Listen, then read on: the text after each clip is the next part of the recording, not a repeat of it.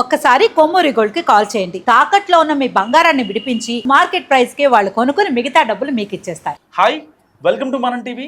మనం టీవీ ఉన్నది మన కోసం. నేను మీ జర్నలిస్ట్ మనోజ్. సో గత కొద్ది రోజులుగా వీణా అనే పేరు సోషల్ మీడియాలో, ఇటు మెయిన్ స్ట్రీమ్ మీడియాలో తెగ మారుమోగిపోతుంది. నన్ను జనసేన ఎమ్మెల్యే అరవ శ్రీధరం మోసం చేశారు, 5 సార్లు అబార్షన్ చేయించారంటూ రోడ్డెక్కి తన ఆవేదన వ్యక్తం చేస్తుంది. సో ఇటీవలే ఇంటర్వ్యూలు కూడా తెగ ఇచ్చేస్తుంది. ఇలాంటి నేపథ్యంలో కేవలం హనీ ట్రాక్ కోసం చేశారా, డబ్బుల కోసం చేశారా, తన గతాన్ని, తన మాజీ భర్తల గురించి ప్రస్తావించకుండా కేవలం అరవ శ్రీధర్ని టార్గెట్ చేయడం వెనుక అసలు రీజన్ మాట్లాడదాం. మనతో పాటు జాయిన్ అయ్యారు ప్రముఖ అడ్వకేట్ రజనీ గారు. నమస్కారం మేడం. నమస్తే మనోజ్ గారు. మేడం, పర్టికులర్గా ఈవిడ గతాన్ని మొత్తాన్ని హైడ్ చేసి ఓన్లీ అరవ శ్రీధర్ని టార్గెట్ చేస్తుందని చాలామంది సోషల్ మీడియా వేదికగా కామెంట్లు చేస్తున్న పరిస్థితి. దీన్ని ఎలా తీసుకోవచ్చు అంటారు అసలు? ఒకటి, ఆవిడ గతం మనకు అనవసరం.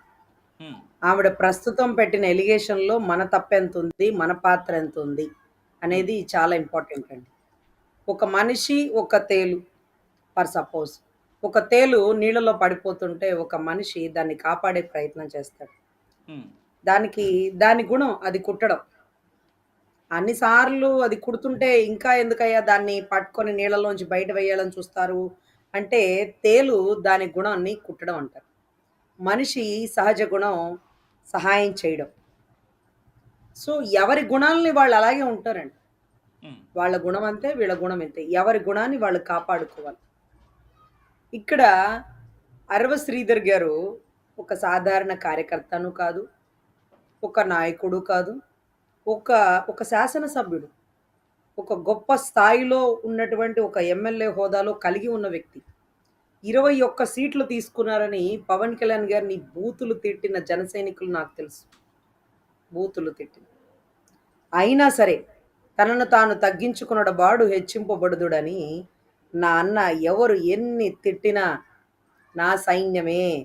తిడతారు వాళ్ళు, కాకపోతే ఎవరు తిడతారు, పని చేస్తారు వాళ్ళు, నాకు కాకపోతే ఇంకెవరికి చేస్తారు అని ఒక గొప్ప ఆదర్శం, సిద్ధాంతాలతో ఆ తిట్టే వాళ్ళ మధ్యలోంచి నడుచుకుంటూ వెళ్ళి తిట్టే వాళ్ళు కూడా తిట్టడం ఆపి ఆలోచించడం బిగించేసి ఆయనతో కలిసి నడవడం స్టార్ట్ చేశాక 21కి 21 స్ట్రైక్ రేట్ వచ్చింది. అంటే పడడం సర్వసాధారణం, కానీ పడి లెగవడం అనేది గొప్ప విషయం. కెరటం అంతే కదా, పడుతుంది లెగుస్తుంది, పడుతుంది లెగుస్తుంది. సో జీవితం కూడా అంతే, ఎన్నో ఆటుపోట్లు, అన్నిటికీ సిద్ధపడి ఉండాలి. సో నా బాధ ఏంటంటే, అంత కష్టపడి ప్రాణాలకి తెగించి పార్టీని తన భుజాల మీద వేసుకొని మోస్తున్నటువంటి పవన్ కళ్యాణ్ గారు ఈరోజు ఇతను చేసిన పనికి ఎంత అవమానము, ఎంత ఇబ్బంది.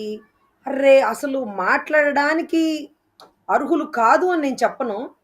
మా గురించి బాగా తెలిసిన వాళ్ళు కూడా ఇవే నా జనసేన సిద్ధాంతాలు, వేర్ ఇస్ అన్ యాక్షన్ అని గర్జిస్తుంటే బీపీ టాబ్లెట్ ఇవ్వాలనిపిస్తుంది.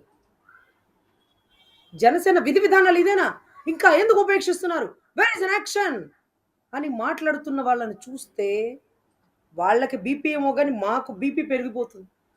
మా అన్నకి విధి విధానాల గురించి మీరు చెప్తుంటే ఆశ్చర్యం అవుతుంది. ఎంత కఠినంగా ఉంటాడు అంటే, ఒక జనసేన మహిళా ఎమ్మెల్యే అభ్యర్థి మీద ఎలిగేషన్ వస్తే కూడా మాట్లాడకుండా కఠినమైన నిర్ణయం తీసుకొని ఈ రోజుకి ఆ బిడ్డ కలవాలి అని తాపత్రయపడుతున్నా సరే ఒక్క మారు కూడా అవకాశం ఇవ్వలేదు. అంటే దాని అర్థం తప్పు జరిగిందా జరగలేదా ఇవన్నీ కాదు. ఎలిగేషన్ వచ్చినప్పుడు నీ నిజాయితీ నిరూపించుకుని రా. నీ అన్న ఎప్పటికీ స్వాగతిస్తాడు. నీ అన్న నిన్ను కాకపోతే ఇంకెవరిని స్వాగతిస్తాడు? అనంత బాబులాగా మర్డర్ చేసిన వచ్చినోడిని భుజాలు తట్టడు. ఆ ఎలిగేషన్ని కడుక్కోవాలి. లేదు అంటే ఏముందిలే, మొన్న కూడా ఒక ఎలిగేషన్ వచ్చింది, ఆ అమ్మాయిని ఒక వారం పక్కన పెట్టాడు, ఒక నెల పక్కన పెట్టాడు, మళ్ళీ ఆ అమ్మాయి పోయి మాట్లాడితే కరిగిపోలేదా పవన్ కళ్యాణ్, కరిగిపోలేదా, మళ్ళీ తీసుకొని స్వాగతించలేదా అంటే కాదు. ఎలిగేషన్ ఉన్నప్పుడు దాన్ని క్లియర్ చేసుకొని రండి. మీకు ఎప్పుడు స్వాగతం. ఇది మీ పుట్టినిల్లు. సమస్య వచ్చినప్పుడు క్లియర్ చేసుకొని రండి. అత్తింటి నుంచి సమస్యతో పుట్టింటికి రాకండి. అది పుట్టింటికి అవమానం. సీతమ్మ తల్లే పుట్టింటికి పోలా. భర్త అవమానించాడనో, లేకపోతే ఎలిగేషన్ వచ్చిందనో భూదేవి దగ్గరికి పోలా. అట్లాంటి పుట్టినిల్లు మంది. అట్లాంటి పుట్టినిల్లు మేడం మంది అంటూ వీణా చాలా వీణా విషయానికి వస్తే ఆవిడ మాట్లాడే మాటల్లో అబద్ధాలు దొరుకుతున్నాయని ఆవిడే చెప్తుంది. ఎందుకంటే ఆ రోజు ప్రెస్ మీట్ పెట్టినప్పుడేమో నాకు అసలు పాస్ట్ ఏం లేదని చెప్పింది. తర్వాత ఒక రిపోర్టర్ అడిగిన ప్రశ్నకి మీకు గతంలో పెళ్ళయింది కదా, ఆయనకి మీకు 2018లో బద్వేల్ పిఎస్లో గొడవ అయింది కదా, దానికి సంబంధించిన తుది తీర్పు 2023లో వచ్చింది. ఆ తర్వాత నాగిమున్ రెడ్డితో మీకు పెళ్ళయింది. ఆ నాగిమున్ రెడ్డికి మీకు ఒక బాబు కూడా ఉన్నాడు. ఎంత ఒక R&D చేసిన తర్వాత ఆవిడప్పుడు చెప్పింది నాకు డివోర్స్ అవ్వలేదు అని చెప్పి. అంటే ఈ ఒక పబ్లిక్ డొమైన్‌లోకి వచ్చి ఒక ఆడపిల్ల నాకు అన్యాయం జరిగింది అని చెప్తే చాలామంది చూపిస్తారు, చాలామంది మాట్లాడనిస్తారు. కానీ ఆవిడ చెప్తున్నది అబద్ధాలని చెప్పిన తర్వాత కూడా న్యూట్రల్ పీపుల్ ఎలా తీసుకోవాలి? అంటే వీళ్ళ వెనకాల ఏదైనా పార్టీలు ఉన్నాయని అనుకోవచ్చంటారా? సార్ అది అసలు పూర్తిగా వాళ్ళ వ్యక్తిగత విషయం సార్. హ్మ్. వాళ్ళిద్దరూ కలిసుందాం అనుకున్నారు. చాలా సంవత్సరాలు లివింగ్ రిలేషన్‌లో ఉన్నట్టున్నారు. కానీ దారుణం ఏంటంటే సార్, కాలకేయుల్ని ఎదుర్కోవచ్చేమో గానీ, కట్టప్పల్ని తట్టుకోలేని పరిస్థితి. ఆ! అసలు నాకు అర్థం కాని విషయం ఏంటంటే, అది ఎప్పటినుంచో జరుగుతుంది కదా! అర్ధరాత్రులు జరిగిపోయినటువంటి ఘటన కాదు కదా! కొన్ని సంవత్సరాల నుంచి జరుగుతుంది రిలేషన్‌లో ఉంటే, అరే! నీకు అందరిని దాటి నీకొచ్చిందిరా లాటరీ. నీకు అద్భుత అవకాశం అని వచ్చిందిరా. అన్నని పలుమార్లు కలిసే అవకాశం, అన్నతో పాటు శాసనసభలో కూర్చునే అవకాశం. ఇది అదృష్టం, ఇది వరం. ఏ తల్లో కన్నా వరం నీకు వచ్చింది. నీ తల్లి అదృష్టవంతురాలు. ఏ తల్లి కన్న బిడ్డవో నువ్వు అని సంతోషపడాల్సినటువంటి పరిస్థితుల్లో, ఈ తప్పు జరుగుతున్నప్పుడు చుట్టూ ఉండే క్యాడర్ నిద్రపోతుందా? చుట్టూ ఉండే క్యాడర్. పార్టీ ఆఫీస్‌కొచ్చి మాకీ పదవులివ్వలేదు. వాళ్ళట్లా, వీళ్ళిట్లా, వాళ్ళకెందుకిచ్చినారు పదవులు, వీళ్ళకెందుకివ్వలేదు అని నోళ్ళు చించుకుంటూ పెద్ద పెద్ద లెటర్‌లు రాసే వాళ్ళకి చెప్తున్నా. అర్రె! మీరు టికెట్ ఇచ్చిన ఎమ్మెల్యే ఇలా గాడి తప్పిపోతున్నాడు. ఇదిగో పలానా అమ్మాయితో బైకుల మీద, కార్ల మీద ఒంటరిగా ట్రావెల్ చేస్తున్నాడు. ఆ అమ్మాయికి కొంత డబ్బు గూడిస్తున్నాడు. ఆ అమ్మాయి రాత్రులు ఇంటికి కూడా వస్తుంది. అన్న దృష్టిలో పెట్టండి. తేడా పడితే పార్టీకి చెడ్డ పేరొస్తుందేమోనని చుట్టూ ఉండే క్యాడరు ఎందుకు చెప్పలా? అన్న కష్టాన్ని ఎందుకలా బూడిదలో బోసిన పన్నీర్‌లాగా జేస్తున్నారు? నాకు ఆశ్చర్యం అవుతుందసలు చుట్టూ క్యాడర్ ఏం జేస్తుంది? వైసీపీ నుంచి వచ్చినటువంటి కార్పొరేటరు జనసేనలో చేరారు. అప్పుడున్న టైము ఎవరికి టికెట్ వస్తుందో అసలు నిజంగా ఓపెన్‌గా చెప్తున్నాను మనోజ్ గారు. జనసేనలో ఉండే 21 మంది ఎమ్మెల్యేలో హ్మ్. ఎంతమందికి నేను తెలుసో నాకు తెలీదు. నాకసలు ఒక 5గురు తప్ప మిగతా వాళ్ళకి ముఖ పరిచయం కూడా లేదు. వాళ్ళతో హ్మ్. అసలు మాట్లాడే నాకు తెలీదు. అసలు కనీసం మాకెందుకు ఎమ్మెల్యేతో అవసరం ఉంటుంది? కొండకి లెటర్ తప్ప వాళ్ళతో ఏ పనులు అవ్వవు. ఏ పనులు మేము అడగం కూడా. హ్మ్. అవ్వవు, అడగం కూడా. చేసే పరిస్థితిలో వాళ్ళు ఎంతవరకు ఉన్నారో, వాళ్ళ చుట్టుపక్కల వాళ్ళు వాళ్ళకెంత వరకు సహకరిస్తున్నారో మాకు కొద్దో గొప్పో తెలుసండి. సో, కానీ ఇక్కడ దారుణం ఏంటంటే, ఇంత అవకాశం వచ్చిన వాడు వాళ్ళ తల్లి ప్రెస్ మీట్ పెట్టి చెప్తుంది. దౌర్భాగ్యం ఏంటంటే, నా కొడుకు అమాయకుడు, నా కొడుకు ఉత్తముడు, నా కొడుక్కేమీ తెలీదు. ఆ అమ్మాయి అర్ధరాత్రులు వచ్చి బెదిరిచ్చిపోతుందని. హ్మ్. అదసలు నిజంగా ఆ తల్లి నేను ఓపెన్‌గా అడుగుతున్నానమ్మా. ఎంతమందికి రాని అవకాశం నీ బిడ్డకొచ్చింది. ఏ హ్మ్. తల్లి కన్న బిడ్డో ఈ అద్భుత అవకాశాన్ని అందుకున్నాడు అంటూ హ్మ్. ఎంతమంది నిన్ను పొగుడుంటారు. నువ్వు ఎంత మందలించుండాలి. అరే! నీ వల్ల కళ్యాణ్ బాబుకి చెడ్డ పేరొస్తుందిరా. నీ వల్ల పాపం ఆ బిడ్డ అల్లాడిపోతాడురా, మాట పడతాడురా, జాగ్రత్తగా ఉండురా. ఎందుకు ఈ ఆడోళ్ళతో? అరే! నువ్వు నియోజకవర్గంలో ఖాళీగా కూర్చున్నావనుకో. నీ ఊర్లో రోడ్లున్నాయా? కాలువలున్నాయా? ఊర్లో ఎన్ని యూనివర్సిటీలున్నాయి? ఎన్ని కాలేజీలున్నాయి? ఎన్ని డిగ్రీ కాలేజీలున్నాయి? ఎంతమంది పిల్లలు సూసైడ్ చేసుకొని చనిపోతున్నారు? ఎంతమందిని నువ్వు కార్యకర్తలుగా మార్చావు? హ్మ్. ఎంతమందికి నువ్వు అన్ని రకాలుగా సహాయ సహకారాలు అందివ్వగలుగుతున్నావు? సభ్యత్వ నమోదులు ఎన్ని చేపించినావు? లేకపోతే జనవాణికొచ్చి ఎన్ని కంప్లెయింట్లు చూసినావు? పార్టీ ఆఫీస్ దగ్గర ఎన్ని రోజులొచ్చినావు? అసెంబ్లీలో ఏ సమస్య గురించి నువ్వు మాట్లాడుతున్నావు? ఇది కదా! ఎంత బిజీగా ఉండాలి సార్. ఎంత తినే టైం కూడా ఉండనంత బిజీగా, కుటుంబంతో కూడా కేటాయించనంత ఉండనంత బిజీగా, అంత బిజీగా ఉండాల్సిన మీరు కంగ్రాట్స్ చెప్పడానికి చేశాను. 3 గంటలు మాట్లాడానంటది ఆవిడ. నాకర్థం కాదు. ఆవిడ ఒక గవర్నమెంట్ ఎంప్లాయ్. ఆవిడ ఖాళీ ఖాళీగా 3 గంటలు మాట్లాడింది. ఇతను ఒక శాసనసభ్యుడు, ఎమ్మెల్యే. ఇతను ఖాళీ ఖాళీగా 3 గంటలు మాట్లాడాడు. సరే. కారులో వెళ్ళాడు, కొట్టాడు. 5 సార్లు అబార్షన్ అంట సార్. సార్ మేము మహిళలుగా చెప్తున్నాము, ఎప్పుడన్నా హాస్పిటల్‌కి ఒక ఆడబిడ్డ అబార్షన్‌కని వెళితే, వెంటనే డాక్టర్ చెప్పే మాట, ఫస్ట్ మాట, మీరు మళ్ళీ మీ భర్తతో దూరంగా ఉండండి. లేకపోతే చాలా జాగ్రత్తలు తీసుకోండి. మళ్ళీ అబార్షన్ అయిందంటే మీరు వీక్ అయిపోతారు. మీ ఒంట్లో రక్తం తగ్గిపోతుంది. మీరు బలహీన పడిపోతారు. మీకు అనారోగ్య సమస్యలు వస్తాయి. పలుమార్లు వెంటనే అబార్షన్ కాకూడదమ్మా అంటూ డాక్టర్లు ఇన్‌స్ట్రక్షన్ ఇస్తారు. అది 1కి లేదు 2. 5 కడుపులో బిడ్డని 5 బిడ్డల్ని నువ్వు చంపేసినావే! అవి ఆడబిడ్డలో, మగబిడ్డలో అతని కోసం. ఏ అతని కోసం? నువ్వు ప్రేమించిన అతని కోసం. అతన్ని పెళ్లి చేసుకోమని ప్రెజర్ చేస్తున్నావు అంటే, ఈ భర్తతో నీకు విడాకులొచ్చి, ఆ విడాకుల కాగితాలు చేత్తో పట్టుకొని కదా నువ్వు ఫైట్ చేయాలా? సరే. అలా పెళ్లి చేసుకుంటే అది లీగలైజ్డ్ కూడా అవ్వదు కదా! సార్ ఇది ఎంత దారుణం అంటే, గతంలో గోరంట్ల మాధవ్‌ని మేము ఏంటి ఈ పనులు అని ఏ కేసు పడేసిన వాళ్ళం మేము. ఈరోజు జనసేనకి సంబంధించి, మా పార్టీకి సంబంధించిన ఒక ఎమ్మెల్యే ఇలాంటి తప్పు చేస్తే మాకు కోపం తీసేయండి సార్. ఎంత సిగ్గుగా ఉంటదో తెలుసా? మేము డిబేట్స్‌లో కూర్చున్నప్పుడు వైసీపీ వాళ్ళు మమ్మల్ని ఆ ప్రశ్న అడుగుతారేమో, మేమేం చెప్పాలి ఆడబిడ్డలం సమాధానం? మాకు తలవంపులుగా తెస్తున్నావా? మా అన్నకి తలవంపులుగా తెస్తున్నావా? ఏంటి ఈ పనులు? అంటే ఇవాళ ఎవరో టీవీ ఛానల్ ఎస్పెషల్‌గా 99 ఛానల్ అనుకుంటాండి. ఆమెను కూర్చోబెట్టి ఇంటర్వ్యూ పెడితే 500 వీడియోలున్నాయి నా దగ్గర అంటుంది. అంటే, అంటే 4 గోడల మధ్య ఒక భార్య భర్తతో కలిసేటప్పుడు కూడా లైట్ ఆపేసో, ఎవరు చూడకుండానో, చిన్న చిన్న పసిబిడ్డలను కూడా పక్కన పెట్టో జరిగే 4 గోడలటువంటి కార్యక్రమాన్ని మీరు కెమెరాలో 500 వీడియోలతో బంధించినారు అంటే మీరు మీరు అతన్ని ప్రేమించినారా? సంసారం చేస్తున్నారా? లేకపోతే ఏమన్నా బ్లూ ఫిల్మ్స్ లాంటివి చేద్దాం అనుకుంటున్నారా? అసలు ఏం జరుగుతుంది? ఇది మోసపోవడమా? నన్ను మోసం చేశాడండి అని అనడమా?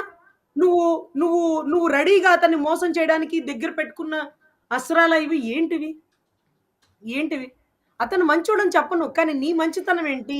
ఫస్ట్ బిడ్డని అబార్షన్ తీసుకునేటప్పుడే, చేయించుకున్నామన్నప్పుడే నువ్వు వెంటనే ప్రశ్నించి ఉండాలి. జనవాణి కాపోతే ప్రజా దర్బార్. లేకపోతే ఆ వైసీపీ వాళ్ళ దగ్గరికెళ్ళండి. వాళ్ళ దగ్గరికైనా ఎళ్లి అడగండి. అప్పుడు నీ మాతృత్వం మాకు నచ్చుండేది. ఇప్పుడు 5గురు బిడ్డల్ని చంపేసి ఇప్పుడెక్కడికెళ్ళినావు? ఏమనంటే ఇది మా పర్సనల్ ఇష్యూ అండి. పార్టీకి సంబంధం లేదన్నావు. మరి పర్సనల్ ఇష్యూ అయితే పర్సనల్‌గా తేల్చుకోవాలి కదా! ఇలా మీడియాలో ఫోటోలు వచ్చేసి అసలు జర్నలిస్ట్‌ని మీరు కొడుతున్న వీడియో, మీరు అబలనా? సబలనా? మీరంత అమాయకులా? మీరు అడగలేని వారా? మీరు జర్నలిస్ట్‌నే కొరడా జాడిచ్చి కొట్టారు. అసలు జర్నలిస్టులంటే రాష్ట్ర ప్రభుత్వాలే గడగడలాడిపోతాయి. రాష్ట్ర ప్రభుత్వాలే వాళ్ళు ఏ ప్రశ్నలు అడుగుతారా? ఎక్కడ మనల్ని ఇరికిచ్చేస్తారా? అలాంటి జర్నలిస్టో, యూట్యూబరో whatever it may be sir. అది అసలు చాలా దారుణం అదసలు. నిజంగా అన్న ఒకరోజు నాతో 40 నిమిషాలు ఏది పార్టీలో ఫస్ట్ జాయిన్ అయినప్పుడు నాతో మాట్లాడిన మాట. ఒక డీఎస్‌పీ పోతుండగా కాలడ్డం పెడితే నేను కింద పడిపోయానమ్మా. నాకు కిక్ బాక్సింగ్ వచ్చు కాబట్టి మోచేత్తో ప్రెషర్ పెట్టుకొని లేచి నా ప్రాణాలు నేను కాపాడుకున్నా. నేను ఒక స్టేజ్ మీద మాట్లాడడానికి వెళ్ళినప్పుడు ఆ స్టేజ్ కుప్పకూలిపోయింది. నన్ను చంపడానికి చూస్తున్నారు అనేది నాకు అర్థమవుతుంది. నా చుట్టూ ఉండే బౌన్సర్‌లో ఒకడు ఆ క్రౌడ్‌ని కంట్రోల్ చేయలేక వాడు మోచేత్తో నా నడుము మీద కొడితే, నడుము మీద బాగా తగిలేస్తే 2 రోజులు నోట్లో అన్నం ముద్ద కూడా మింగుడు పడని పరిస్థితి. అట్లాంటి పరిస్థితుల్ని దాటి 2 చోట్ల ఓడిపోయినా నేను మొఖాలకు రంగులేసుకొని వచ్చిన డబ్బుని నన్ను దగ్గరుండి ఓడించిన ప్రజల కోసం ఖర్చు పెడుతూ, ప్రజల్లో మార్పు తీసుకొస్తూ అంటే strike person 100% strike rate right. సాధించినటువంటి గొప్ప ఘనత పవన్ కళ్యాణ్ గారికి. దశ దిశలా వ్యాపించిన పార్టీ మా ఒక్క పార్టీనే సార్. హ్మ్. అన్ని ప్రాంతీయ పార్టీలే మా ఒక్క పార్టీనే. కర్ణాటక వెళ్ళగలిగిన, చెన్నై వెళ్ళగలిగిన, మహారాష్ట్రకి వెళ్ళగలిగిన, ఢిల్లీకి వెళ్ళగలిగిన ఒక గుర్తింపు ఉన్న party Janasena party sir. I'm openly challenge. ఫైనల్‌గా తెలంగాణతో ఫైనల్‌గా ఏం చెప్తారు వీణ గురించి? ఒక సార్ మాటలో చెప్పండి. అసలు ఆ వీణ టాపిక్కే మనకు అనవసరం సార్. దువ్వాడ హ్మ్. శ్రీనివాస్ గారి భార్య హ్మ్. భార్య ఇదిగో నా భర్త ఇలా తప్పు చేస్తున్నాడు. ఇద్దరు బిడ్డల తల్లిని, ఒక బిడ్డకి పెళ్లయింది. ఇంకో బిడ్డ పెళ్లి కావాల్సొచ్చింది అంటే అది వాళ్ళ పర్సనల్ అని వాళ్ళ నాయకుడు పక్కన పెట్టినాడు. హ్మ్. అది వాళ్ళ పర్సనల్ అని.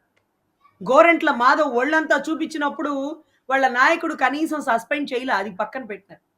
అదే మాదిరిగా ఒక టీడీపీ నాయకుడు ఎక్కడో ఏదో ఒక ఏరియా సత్యవేడు అనుకుంటాడు. ఆ సత్యవేడు. ఏరియాకి సంబంధించిన ఒక ఎమ్మెల్యే ఎలిగేషన్ వస్తే చంద్రబాబు గారు ఇమ్మీడియేట్‌గా రియాక్ట్ అయ్యి సస్పెండ్ చేసి పడేసారు.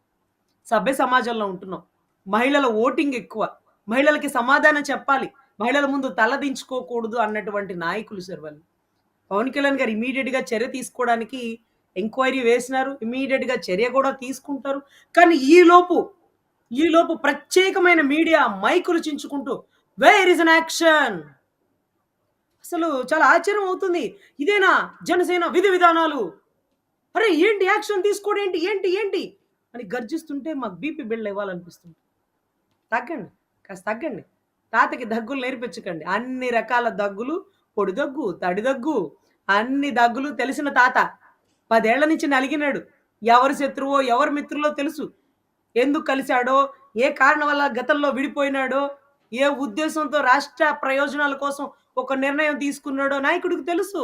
తాతకి దగ్గులు నేర్పించకండి. ఆయనకన్నీ తెలుసు. ఆయన సస్పెండ్ చేస్తాడు. కాస్త వెయిట్ చేయండి. ఈలోపే మీ బీపీ ఉంటే బిళ్ళలేసుకోండి. ఆయనకి తెలుసు. ఆయనకి చెప్పదగిన స్థాయి అని మీది అనగానే ఆయనకన్నీ తెలుసు. ఆయనకి చెప్పే పరిస్థితుల్లో ఒకళ్ళతో చెప్పించుకునే అవకాశం అంత ఛాన్స్ ఇవ్వకపోవచ్చు. బట్ ఒక ఎమ్మెల్యేని సస్పెండ్ చేయాలి కదా! మీకు తెలుసు కదండీ! బుడ్డా రాజశేఖర రెడ్డి గారు తప్పతాగి రాత్రంతా తిరిగి ఒక ఫారెస్ట్ అధికారులు ఇద్దరు ముగ్గురు అధికారులను తన్ని దుర్భాషలాడి దళితుల్ని దుర్భాషలాడారని ఫారెస్ట్ అధికారులు బయటకొచ్చినా కూటమిలో ఉన్నాం. వాళ్ళ పార్టీ నిర్ణయం తీసుకుంటదని ఉపేక్షించాడు నాన్న. ఇమ్మీడియేట్‌గా ఎంక్వైరీ కమిటీ ఏం వేయలేదండి. కానీ నాన్న వేసినాడు. అది వేరు, ఇది వేరు అన్నీ ఒకటే సార్. ఎమ్మెల్యే అనేవాడు ఎవ్వరితో చెప్పించుకోకూడదు. ఎమ్మెల్యే అనేవాడు అసలు ఆయన విధి విధానాల్లో ప్రజలకు సేవా కార్యక్రమాల్లో ఉండాలి కానీ తప్పతాగి అధికారుల మీద దాడి చేయకూడదు. కానీ విప్పులో అలా జ అవకాశం ఇస్తే జ ఒళ్ళంతా విప్పి చూపించకూడదు. కానీ అన్నీ. అలాంటి జనసేనలో హర్షవీణ ప్రకంపనలు రేపింది కదా! సార్ హర్షవీణ ప్రకంపనలు లేపడం కాదు గానీ, హర్షవీణ ఇది నా పర్సనల్ విషయం. నన్ను పెళ్లి చేసుకుంటానన్నాడు. పెళ్లి చేసుకోలేదు. అమ్మా నువ్వు విడాకులు తీసుకో. నువ్వు పెళ్లి చేసుకుంటాడేమో. కూర్చొని మాట్లాడుకోండి. కూర్చొని మాట్లాడుకోండి. ఆ వీడియో ఫేక్ అట. హ్మ్. ఆ వీడియో ఫేకే. కానీ 500 వీడియోలున్నాయంట. హ్మ్. ఆవిడే చెప్తుంది కదా! ఆ వీడియో ఫేక్ అని అనింది కదా! మీ ఇంటర్వ్యూలో కూడా ఇప్పుడు ఏదైతే నగ్నంగా వచ్చిన వీడియో ఫేక్ అంటుంది. అదే కానీ నా వీణా దగ్గర వ్యాఖ్యలు ఇంకొక మీరు 500 సమర్థిస్తారా? సమర్థించరా? ఒక మాట చెప్పండి నాకు. సార్ వీణ గారికి హ్మ్. ఖచ్చితంగా పార్టీ తరపు నుంచి న్యాయం జరుగుతుంది. ఓకే. వీణ గారి గతం కూడా మాకక్కర్లా. చాలా హ్మ్. మంది జనసేన నేతలు కూడా ఆవిడ అంతకుముందు అతనితో సంబంధం ఉంది. తర్వాత ఇతనితో సంబంధం ఉంది. ఇవన్నీ ప్రభుత్వం కాదు. సుప్రీం కోర్ట్ ఒక అద్భుతమైన చట్టాలిచ్చింది. హ్మ్. 497 అడల్టరీ. హ్మ్. అడల్టరీ అనేది స్ట్రక్ డౌన్ చేసేసినారు. ఎవరితోనైనా సంబంధాలు పెట్టుకోవచ్చు. మనకు అనవసరం. ఒక మహిళ గురించి మాట్లాడదగిన వాళ్ళమా? తప్పు కదా! ఆవిడ ఎలాంటి సంబంధాలున్నా మనోడు కెలికినాడు కదా! హ్మ్. మనోడు ఇష్టపడినాడు కదా! హ్మ్. మనోడు రాత్రులు పిలుచుకున్నాడు కదా! మనోడు హ్మ్. విలువైన సమయాన్ని నియోజకవర్గాన్ని పక్కన పెట్టి ఈ పనికిమాలిన సమయంతో కేటాయించినాడు కదా! మరి హ్మ్. సమాధానం చెప్పాలా ఆడబిడ్డలకి? కేరళ మాదిరి ఘటన మీరు చూసినారు. కేరళ రైట్. రైట్. మాదిరిగా రైట్. రైట్. అతన్ని ఇక్కడ రుద్దినాడు, అక్కడ రుద్దినాడు అని ఒక మహిళ చెప్పగానే మీ ఆ! బోటి వాళ్ళు మైకులు చించుకొని ఏమైపోయింది మగ సమాజం ఇలా తయారయ్యారు, అలా తయారయ్యారంటే వాడు పాపం ఆ అవమానం దిగమింగలేక ఊరేసుకున్నాడు. అదృష్టం ఏంటంటే మన బస్సులో సీసీ కెమెరాలు ఉండవు. కానీ ఆ బస్సులో సీసీ కెమెరాలు పట్టుకుంటే ఈవిడే వచ్చేపోయి వాళ్ళందరికీ రుద్దుతూ సెల్ఫీ వీడియో తీసుకుంటున్నారు.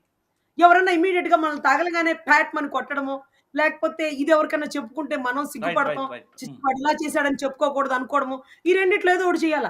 పబ్లిక్‌గా వీడియో పెట్టి వాడిని కొట్టకుండా నువ్వు ఏం మెసేజ్ ఇస్తున్నావు? హ్మ్. సరే ఏంటా ఈవిడ గురించి అని కనుక్కుంటే ఈవిడ ఇది అని తెలిసింది. ఇప్పుడు హ్మ్. ఈలోపు అతను చనిపోయాడు. ఆమెను అరెస్ట్ చేశారు. చనిపోయిన ప్రాణం వెనక్కొచ్చిద్దా? సో హ్మ్. ఎవరి తప్పు, ఎవరిది ఒప్పు అనేది కూడా కొంచెం కనుక్కొని మనం ఎంక్వైరీ చేద్దాం సార్. ఎనీవే తప్పనేది జరిగింది. జరిగింది. ఆయన దాన్ని రెక్టిఫై జేసుకోవాలి. ఆవిడకో హ్మ్. కొత్త జీవితాన్నివ్వాలి. ఆవిడ జీవితంలో మళ్ళీ వీణ వేటాలేమో. ఎందుకు అప్పుడు వీణ మూగబోయింది. ఇప్పుడెందుకు వీణ తీగలు తెంచుకుంటుందనేది మాకు తెలీదు కానీ వాటెవర్ ఇట్ మే బి ఆవిడకి న్యాయం జరగాలని కోరుకుంటున్నాను సార్. కానీ థాంక్ ఆవిడ యూ. 5 సార్లు అబార్షన్ చేసుకొని మాతృత్వాన్ని చంపుకోవడం అనేది కరెక్ట్ కాదు. అప్పుడే తిరగబడి ఉండాల్సింది. కానీ ఆవిడ మీద ఏదో ఎఫ్ఐఆర్‌లు కూడా 2 నమోదైనియి. తిరుపతిలో కూడా 3 సంవత్సరాలు రెంట్ కట్టలేదని ఓనర్ గారు కూడా ఆవిడ మీద ఎఫ్ఐఆర్ కేసు ఏదో నమోదు చేసినాడంట. అంత అవలైతే కాదు, అప్పుడు మాట్లాడలేకపోయాను, ఇప్పుడు బయటకొచ్చానంటే కాదు, కాదు, ఎప్పుడు మాట్లాడగలిగే శక్తి ఉంది. అప్పుడు మాట్లాడలేదు, ఇప్పుడు మాట్లాడుతుంది. మీకు కావాల్సిన న్యాయం ఏదో అడిగి మాట్లాడుకొని చేయించుకోండి. ఇది మీ ఇద్దరి వ్యక్తిగత విషయం. పార్టీకి సంబంధం లేదు. దీనివల్ల ప్రభుత్వ ఖజానాలో ఒక్క రూపాయి కూడా చిల్లడ లేదు. Thank you. ఎవ్వరికీ నష్టం లేదు. కానీ ఎమ్మెల్యే అనేవాడు ఇలాంటి తప్పులు చేస్తే ఇమ్మీడియేట్‌గా సస్పెండ్ చేసేస్తారు. దాంట్లో ఎటువంటి సందేహం లేదు. 10 మందికి ఆదర్శప్రాయంగా ఉండాల్సిన వ్యక్తి. 21 మందిలో అద్భుత అవకాశం నీకొచ్చినటువంటి వ్యక్తి. జనసేనని దశ దిశలా వ్యాపిస్తున్నటువంటి ఎవరెస్ట్ శిఖరం లాంటి ఒక నాయకుడి దగ్గర పనిచేసే అద్భుత అవకాశం నీకొస్తే, ఒక పనికిమాలిన దాన్ని అర్ధరాత్రులు తీసుకొచ్చి నువ్వు తీసుకెళ్ళినటువంటి ఘటన చాలా, చాలా బాధాకరం. ఇలాంటివి ఎక్కడ మళ్ళీ రిపీట్ కాకూడదు. జనసేన 100 మందికి ఆదర్శం కావాలి. జనసేన నాయకులు గుర్తెరిగి పనిచేయాలని నేను కోరుకుంటున్నానండి. థ్యాంక్ యూ రజనీ గారు. సో ఇది రజనీ గారి అనాలిసిస్. మీరేమనుకుంటున్నారో వీణా గురించి మస్తు కామెంట్ చేయండి. చూస్తూనే ఉండండి మనం టీవీ.